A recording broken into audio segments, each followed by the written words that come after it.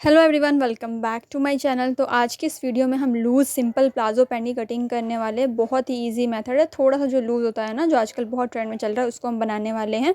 और मैं फ्रंट और बैक एक साथ कटिंग करने वाली हूँ। बहुत ही इजी तरीके से बताऊंगी ताकि आपको अच्छे से समझ में आ जाए, आसान तरीके से।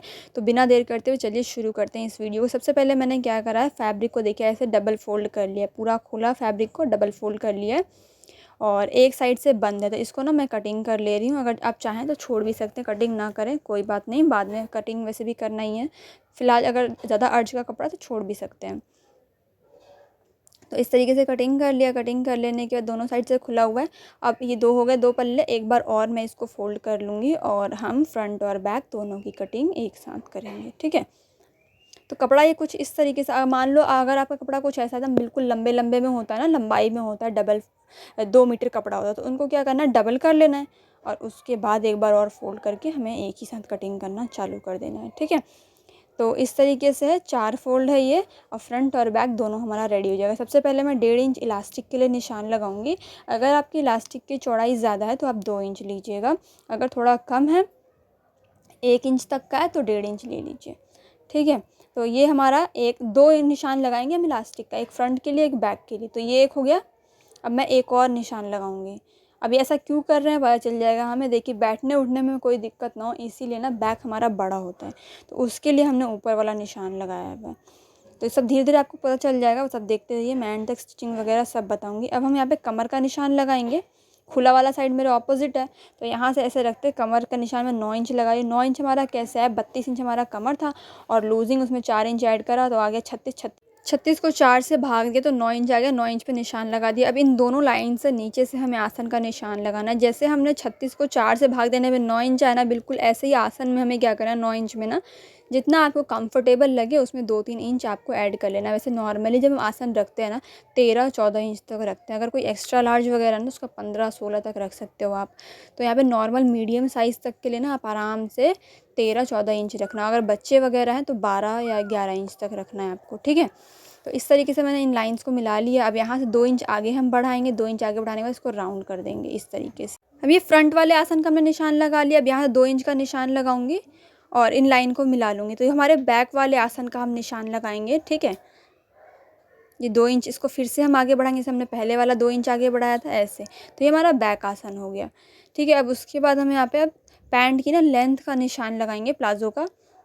तो यहाँ से नापेंगे, जो हमने यहाँ पे इस एरिया से, ऊपर से नहीं, जो इलास्टिक का पोर्शन है वहाँ से छोड़ते हुए यहाँ से हम नापेंगे। तो यहाँ पे मुझे 36 इंच चाहिए प्लाजो की लेंथ, तो यहाँ पे 36 इंच पे निशान लगा दूँगी। 1 इंच मार्जिन का चाहिए, ज़्यादा मार्जिन हमें नहीं चाहिए। यहाँ से भी 36 का निशान लगा दूँगी, 36 इंच का, और इसको भी मिला लेंगे इस तरह से। अच्छा, नीचे से मैं 1 इंच के करीब का मार्जिन छोड़ दे रही हूँ और बाकी मैं कटिंग कर दे रही हूँ, ठीक है। बॉटम में यहाँ पे 9 इंच पे निशान लगा रही हूँ इस तरीके से रखते हुए, और 2 इंच मैं एक्स्ट्रा बैक के लिए बढ़ा रही हूँ, ठीक है। 2 निशान लगा रहे हैं हम, फ्रंट और बैक दोनों। तो फ्रंट वाली लाइन को फ्रंट वाले से मिला देंगे, बैक वाले को बैक से मिला देंगे, ठीक है। अब देख लेते हैं लेग शेपर क्या इस्तेमाल किस तरीके से करना है, ऐसे।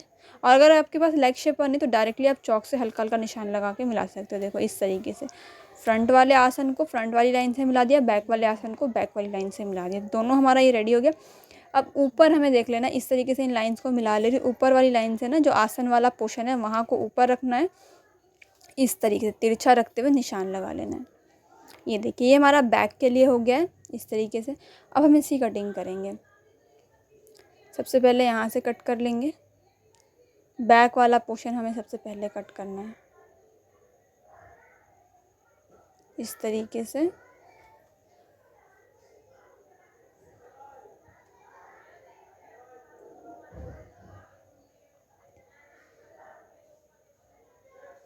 अब इसमें से क्या करना है, एक पल्ला निकाल लेना जो कि हमारे बैक के लिए रहेगा, और एक पल्ला जो रहेगा उसको हम फ्रंट के लिए कर लेंगे। अच्छा, एक साइड से ये अभी कटा नहीं है, उसको हम बाद में कटिंग कर लेंगे एक साइड से। अब इसको भी मैं यहाँ से कटिंग कर ले रही हूँ। इतना ये कट करके अलग कर दिया, वो हमारा बैक में वो हमारा हो गया। अब इसको फ्रंट वाले के लिए हमने रेडी कर दिया इसे इस तरीके से। अब जो किनारी है ना, जो एक साइड से बंद है, उसको भी हम कटिंग कर लेंगे। अब मियाने की कटिंग करेंगे। डबल कपड़ा, अब एक बार मैंने और फोल्ड कर दिया, 4 फोल्ड हो गया है। और चौड़ाई यहाँ से हम 2.5 इंच ले रहे हैं। यानी कि लंबाई यहाँ से 7 इंच ले रहे हैं, इसको मिला लेंगे और इस तरीके से बिल्कुल ट्रायंगुलर शेप दे देंगे इस तरीके से। ठीक है, इसको कटिंग कर लेती हूँ और इसको हल्का सा नीचे से राउंड कर देंगे इस तरीके से। इसकी भी कटिंग हो गई मियाने की। और यहाँ से जो साइड वाला पल्ला है इसको भी कट कर लेंगे और दोनों ही ये तो फ्रंट वाला पल्ला है और बैक वाले में भी दोनों में ऐसे ही कटिंग कर लेंगे और उसके बाद हम इसकी स्टिचिंग देखते हैं। उम्मीद है यहाँ पर आपको अच्छे से समझ में आ गया होगा किस तरीके से इसके हमने निशान मतलब लूजिंग वगैरह लेकर किस तरीके से इसका हमने निशान लगाया है। और फिर भी कोई डाउट हो तो पूछ लेना आप, कमेंट बॉक्स में ज़रूर बताना वीडियो कैसी लगी आपको। अगर मेरे चैनल पर नए हो तो चैनल को सब्सक्राइब कर लेना। तो ये वाला जो पल्ला है बैक पल्ला है, ठीक है, और ये वाला फ्रंट है। अब इसको हम सिलाई किस तरीके से करेंगे, सबसे पहले हम इसमें लगाएंगे रुमाली मियानी लगाएंगे। इस तरीके से रखना और ऐसे मिलाते हुए इसको सिल देना है दोनों साइड से। ठीक है, और ऐसे ही दूसरे वाले पल्ले में भी मिलाते हुए सिल देना है। यहाँ पर भी ऐसे लगाना है इसको और सिल देना है। ये मैंने सिल दिया है।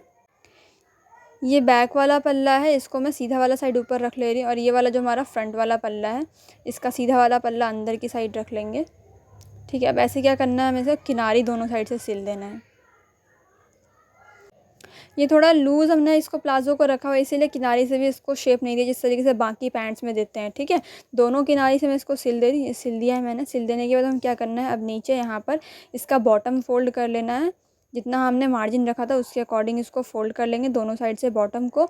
और ऊपर से हमने 1.5 इंच इलास्टिक का निशान लगाया हुआ था, 1.5 इंच इसको मैं निशान लगा ले रही हूँ इस तरीके से रखते हुए। देखिए ऐसे 1.5 इंच में मिला ले रही हूँ। और जब बैक में जो हमारा बड़ा फैब्रिक है, तिरछा फैब्रिक है, उसको भी हमें आराम से बस सिल लेना है। ये देखिए 1.5 इंच उसके साइड भी निशान लगा ले रही हूँ पूरा ऐसे घुमाते हुए।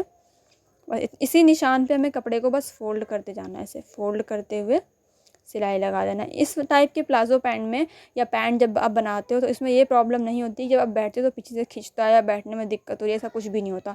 हमने थोड़ी सी जगह इसमें छोड़ रखा था तो उसमें क्या करना है, हमें इलास्टिक डाल लेना, अपने कमर के अकॉर्डिंग इलास्टिक कट कर लेना और इलास्टिक को डाल लेना। ठीक है, जितना भी आपका कमर हो उससे ना 1 इंच एक्स्ट्रा रखना ताकि सिलाई में भी जाएगा।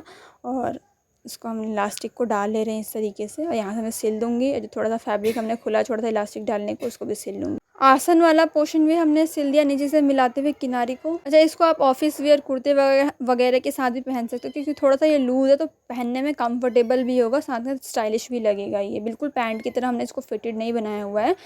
उम्मीद है आपको अच्छे से समझ में आ गया होगा किस तरीके से मैंने बनाया है इसको, मेजरमेंट हमने किस तरीके से लिया है। तो इसका फाइनल लुक भी मैं आपको दिखाऊंगी। इसके साथ ना मैंने कुर्ती भी बनाया है इसके ऊपर का, तो इसकी वीडियो भी मैं अपलोड करूँगी।